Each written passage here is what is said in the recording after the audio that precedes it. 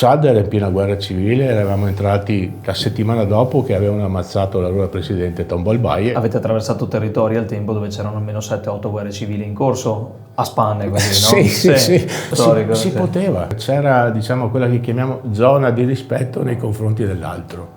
Adesso non c'è più. Quindi abbiamo fatto tutto il deserto con studio delle macchine, poi siamo arrivati, abbiamo avuto delle traversie in Chad. Chad era in piena guerra civile, eravamo entrati la settimana dopo che avevano ammazzato l'allora presidente Tombolbaye e quindi c'erano le mitragliatrici postate dappertutto, militari. Ci siamo fermati presso uno cosiddetto insabbiato, che era un italiano che durante i tempi ancora della guerra libica, poi si era fermato là, distrutti, quindi Land Rover, l'ambulanza e la postazione militare, lo Shari, un fiume enorme, carnagione bruciata, eravamo rossi, l'abbigliamento nostro era rosso, il colore della terra. Arriva un personaggio a cavallo attraverso lo Shari e mi dice: ho visto una targa italiana, siete voi? Sì.